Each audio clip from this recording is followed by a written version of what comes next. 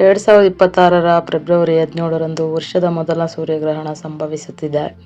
ಈ ಬಾರಿ ಸೂರ್ಯನು ಉಂಗುರಾಕಾರದ ರೂಪದಲ್ಲಿ ಕಾಣಿಸಿಕೊಳ್ಳುವ ಅಪರೂಪದ ದೃಶ್ಯವಾಗಿದ್ದು, ಇದನ್ನು ಅನ್ನೋಲರ್ ಸೂರ್ಯಗ್ರಹಣ ಎಂದು ಕರೆಯುತ್ತಾರೆ. ಸೂರ್ಯನ ಮಧ್ಯಭಾಗವನ್ನು ಚಂದ್ರನು ಮುಚ್ಚಿ ಸುತ್ತಲೂ ಬೆಂಕಿಯ ಉಂಗುರದಂತೆ ಪ್ರಕಾಶ ಕಾಣುವುದು ವಿಶೇಷ. ಇದು ಖಗೋಳಶಾಸ್ತ್ರದ ದೃಷ್ಟಿಯಿಂದ ಅದ್ಭುತವಾದ ಘಟನೆ. ಆದರೂ ನಮ್ಮ ಸಂಪ್ರದಾಯದಲ್ಲಿ ಗ್ರಹಣಕ್ಕೆ ವಿಶೇಷ ನಿಯಮಗಳು ಮತ್ತು ಎಚ್ಚರಿಕೆಗಳಿವೆ. ವಿಶೇಷವಾಗಿ ಗರ್ಭಿಣಿಯರು, ಮಕ್ಕಳು ಮತ್ತು ಸಾಮಾನ್ಯ ಜನರು ಈ ಸಮಯದಲ್ಲಿ ಕೆಲವೊಂದು ವಿಚಾರಗಳನ್ನು ಗಮನದಲ್ಲಿಟ್ಟುಕೊಳ್ಳುವುದು ಒಳ್ಳೆಯದು.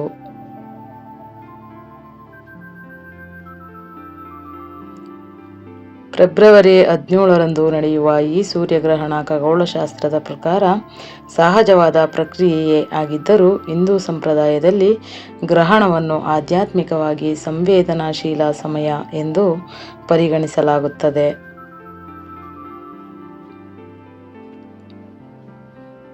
ಗ್ರಹಣದ ಸಮಯದಲ್ಲಿ ಮನಸ್ಸು ಅಶಾಂತಿಯಾಗಬಹುದು ಎಂದು ನಂಬಿಕೆ ಇದೆ. ಆದ್ದರಿಂದ ಜನರು ಈ ಸಮಯದಲ್ಲಿ ಜಪ, ಧ್ಯಾನ, ದೇವರ ಸ್ಮರಣೆ ಮಾಡುವುದನ್ನು ಶ್ರೇಯಸ್ಕರವೆಂದು ಭಾವಿಸುತ್ತಾರೆ.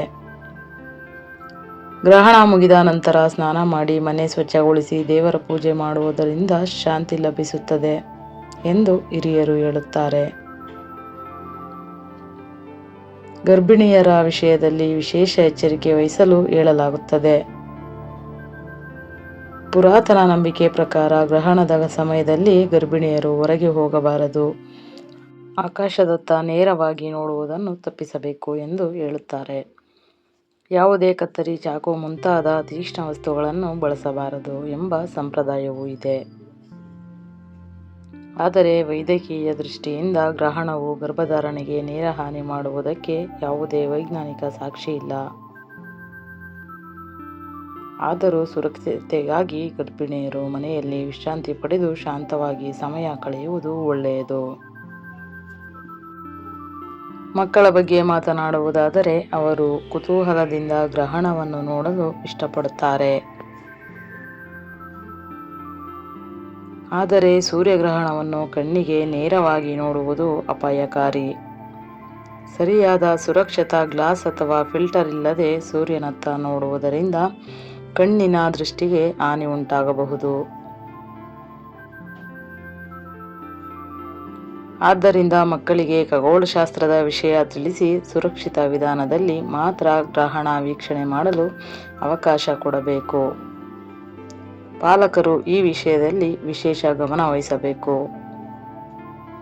ಸಾಮಾನ್ಯ ಜನರು ಕೂಡ ಗ್ರಹಣ ಸಮಯದಲ್ಲಿ ಆಹಾರ ಸೇವನೆ ತಪ್ಪಿಸುವುದು, ಶಾಂತ ಮನಸ್ಸಿನಿಂದ ಪ್ರಾರ್ಥನೆ ಮಾಡುವುದು, ಗ್ರಹಣದ ಮೇಲೆ ಅಥವಾ ಗ್ರಹಣದ ನಂತರ ಸ್ನಾನ ಮಾಡುವುದು ಮುಂತಾದ ಆಚರಣೆಗಳನ್ನು ಅನುಸರಿಸುತ್ತಾರೆ.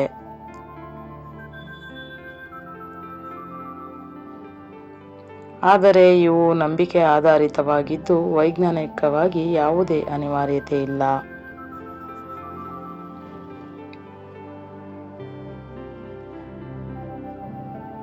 ಮುಖ್ಯವಾಗಿ ಕಣ್ಣಿನ ಸುರಕ್ಷತೆ ಅತ್ಯಂತ ಪ್ರಮುಖ.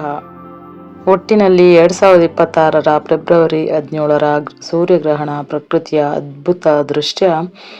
ಭಯಪಡುವ ಅಗತ್ಯವಿಲ್ಲ, ಆದರೆ ಜಾಗೃತ ಅಗತ್ಯ. ಗರ್ಭಿಣಿಯರು ಶಾಂತವಾಗಿ ವಿಶ್ರಾಂತಿ ಪಡೆಯಬೇಕು. ಮಕ್ಕಳು ಸುರಕ್ಷಿತವಾಗಿ ವೀಕ್ಷಿಸಬೇಕು.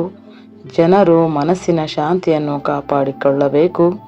ಭಕ್ತಿ ಮತ್ತು ವಿಜ್ಞಾನ ಎರಡನ್ನೂ ಸಮತೋಲನದಲ್ಲಿಟ್ಟು ಈ ಅದ್ಭುತ ಕ್ಷಣವನ್ನು ಅನುಭವಿಸೋಣ.